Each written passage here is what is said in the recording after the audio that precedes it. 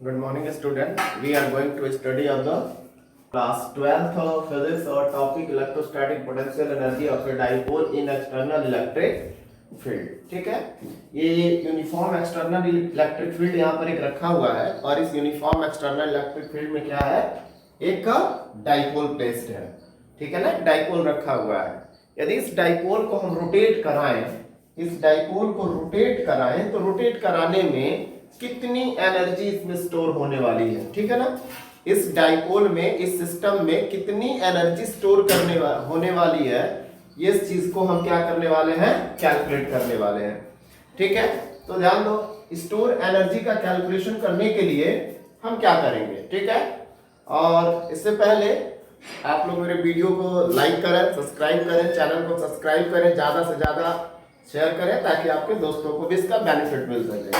ठीक है, तो हम आते हैं वीडियो पर और ध्यान दो, हम क्या फाइंड आउट करते हैं कि हम कैसे इस एनर्जी को, स्टोर एनर्जी को फाइंड आउट कर सकते हैं. स्टोर एनर्जी को निकालने के लिए ध्यान होगा, तुमने क्लास 11th में क्या पढ़ा था, क्लास 11th में रोटेशनल मैकेनिक्स पढ़ा था और रोटेशनल मैकेनिक्स में तुमने वर्क डन पढ़ा था. यदि हमको रोटेशनल मैकेनिक्स में वर्क डन निकालना हो तो क्या फॉर्मूला होता है, dw equal to tau into d theta. dw equal to tau into d theta. ध्यान दो, ये फॉर्मूला कहां से आया, तो आप जानते हो कि वर्क इक्वल टू क्या होता है, एफ इंटू डी एक्स होता था ना, dw equal to F into d x. तो इसी की एनालॉजी यदि हम लिखें तो फोर्स की एनालॉजी क्या होती है, टाउ होती है, और डिस्प्लेसमेंट की एनालॉजी क्या होती है, एंगुलर डिस्प्लेसमेंट होता है.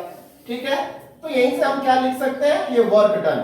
यदि मान लो कि मैं यहां से θ1 से θ2 एंगल तक इसको पहले से ही ये डाइपोल θ1 डिग्री पे रखा हुआ है और इसको मैं क्या करूं, θ1 से घुमा के θ2 पोजीशन में कर दूं, θ1 से θ2 पोजीशन में कर दूं, तो मुझे कितना वर्क करना पड़ेगा. तो ये फॉर्मूला आपको याद होगा कि net work done W equal to, हम क्या करते थे, नेट वर्क के लिए इंटीग्रल xi से xf करते थे. ठीक यही एनालॉजी यदि हम रोटेशनल मैकेनिक्स में लगा दें तो ये वर्क डन कितना निकल के आ जाएगा, W इक्वल टू इंटीग्रल क्या हो जाएगा, θ1 से θ2 टाउ इंटू डी थीटा. सही है ना, क्या हो जाएगा, W इक्वल टू θ1 से θ2 टाउ इंटू डी थीटा. ध्यान दो बेटा, क्या कर सकते हैं, अब बताओ, चूंकि यहाँ तो थीटा है, यहाँ टाउ है, तो ये इंटीग्रल सॉल्व कैसे होगा. इस इंटीग्रल को हम किसी ऐसे फॉर्मेट में लाए ताकि हमको थीटा के रिस्पेक्ट में हम उसको सॉल्व कर पाए. तो आपको पता है कि टाउ इक्वल टू क्या होता है, पी साइन थीटा. ये आपने पढ़ा है पीछे के लेक्चर्स में. ठीक है ना, फर्स्ट चैप्टर में पढ़ा ना, dipole in external electric field, torque on a dipole external electric field वाले टॉपिक में. तो टाउ के प्लेस पर आपने क्या पुटअप कर दिया कि P sine theta into d theta integral. Clear है. अब हम क्या कर सकते हैं, इस p को, क्योंकि ध्यान दो यहाँ पर जो वेरिएबल्स है हमको क्या इंटीग्रल करना है, थीटा के टर्म में ना, थीटा वाले वेरिएबल्स का ही केवल इंटीग्रल होगा. ये चीजें तो कांस्टेंट होगी. देखो ये यूनिफॉर्म इलेक्ट्रिक फील्ड जो है, ये जो लग गया है, लग चुका है, उतना ही रहेगा, इसका मैग्नीट्यूड वेरिएट नहीं हो रहा है. डाइपोल मोमेंट p जो होता है, क्या होता है, डाइपोल मोमेंट. तो dipole moment of the dipole, ये भी क्या रहेगा, कांस्टेंट बना रहेगा. तो हम pe को क्या कर लेंगे, बाहर निकाल लेंगे. इंटीग्रल क्या आ जाएगा हमारा, θ1 से θ2 sin थीटा d थीटा. अब sin थीटा का इंटीग्रल क्या होता है, तो आपको पता है माइनस cos थीटा. तो ये क्या हो गया, pe integral θ1 to θ2, oh sorry, ये क्या बन जाएगा बेटा आपका, जब इसका इंटीग्रल करेंगे sin थीटा d थीटा का, तो ये रिजल्ट हमें देगा minus cos theta. sin theta का इंटीग्रल क्या होता है, माइनस cos थीटा. ठीक है, लिमिट क्या हो गया, θ1 से θ2. अब हम चाहें तो इस माइनस को बाहर कर लेते हैं, तो ये हो गया माइनस p. उसके बाद हम क्या रखते हैं, अपर लिमिट थीटा की जगह माइनस लोअर लिमिट, तो हमको क्या रख देंगे, cos θ2 माइनस cos θ1. ठीक है ना, कोई कंफ्यूजन, ये वर्क डन का फॉर्मूला आ गया. यही इतनी एनर्जी स्टोर हो जाएगी. ठीक है, किसी एक्सटर्नल इलेक्ट्रिक फील्ड में यदि हम क्या करें, किसी डाइपोल को रख दें, उसमें store energy U equal to, यही वर्क डन उसमें क्या होने वाला है, एनर्जी के फॉर्म में स्टोर होने वाला है. ठीक है, उसका बेसिक फॉर्मूला क्या आया, cos theta two cos theta 1।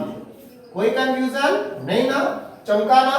तो देखो हम क्या कर लेंगे, ये फॉर्मूला हमें निकाल कर आ गया। आप सोचो, थोड़ा सा सोचो कि यदि मान लिया जाए कि ये डाइपोल क्या कर रहा है, इलेक्ट्रिक फील्ड से 0 डिग्री का एंगल बना रहा हूं। यदि ये डाइपोल इलेक्ट्रिक फील्ड से 0 डिग्री का एंगल बना रहा हो, ये तो कंप्लीट हो गया, ये फॉर्मूला कंप्लीट है ना। अब कुछ हम स्पेशल केस लेते हैं, तो केस 1, ठीक है ना। तो क्या लेते हैं, केस 1। तो केस 1 में हम क्या करेंगे, थीटा 1 को हम 0 मान लें और थीटा 2 को हम क्या माने, थीटा माने। इसका क्या मतलब है कि यदि ये डाइपोल किसमें था, इलेक्ट्रिक फील्ड के से 0 डिग्री के एंगल पे था, मतलब इसका डाइपोल मोमेंट, मतलब कि P और E के बीच का जो एंगल था वो क्या था, 0 डिग्री था। P और E के बीच का एंगल कितना था, 0 डिग्री था। तो इस फॉर्मूले के हिसाब से यदि मैं 0 डिग्री से उसको थीटा डिग्री घुमा दूं तो वर्क डन या स्टोर एनर्जी U बराबर कितना हो जाएगा, तो माइनस P, फिर उसके बाद हम क्या करेंगे, cos थीटा 2 की जगह क्या रख देंगे, cos थीटा 2 की जगह क्या रख देंगे, तो थीटा। तो ये रख दिया cos थीटा माइनस, फिर क्या रख देंगे, cos 0 डिग्री। आपको पता है cos 0 की वैल्यू 1 होती है, cos 0 की वैल्यू 1 होती है। तो ये cos थीटा माइनस 1 हो गया। इस माइनस का अंदर मल्टीप्लाई कर दें तो ये हमारा formula P equal to 1 minus cos theta हो जाएगा। ये फॉर्मूला कब हम लगाएंगे, कि जब ये हमारा डाइपोल इलेक्ट्रिक फील्ड से 0 डिग्री के एंगल पर हो, ठीक है। और इस केस को हम कहते हैं स्टेबल इक्विलिब्रियम।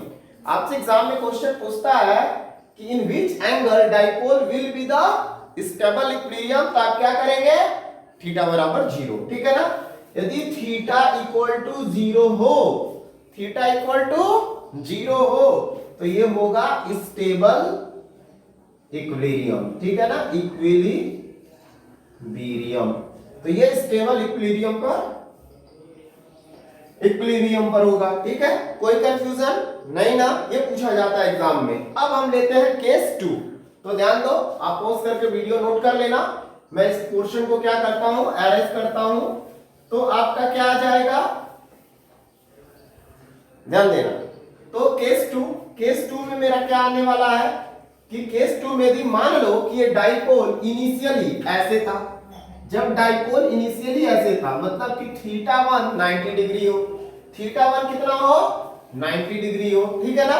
तो जब थीटा 1 90 डिग्री होगा, थीटा 1 90 डिग्री हो और थीटा 2 उसके बाद थीटा डिग्री और घुमा दिया जाए, थीटा 1 से 90 डिग्री ऐसे डाइपोल हो, ऐसे थीटा और ऐसे घुमा दिया जाए, तब स्टोर एनर्जी कितना आ जाएगा भाई, तो उस समय store energy U equal to क्या हो जाएगा, इसी फॉर्मूले पे सेट करो वैल्यू, माइनस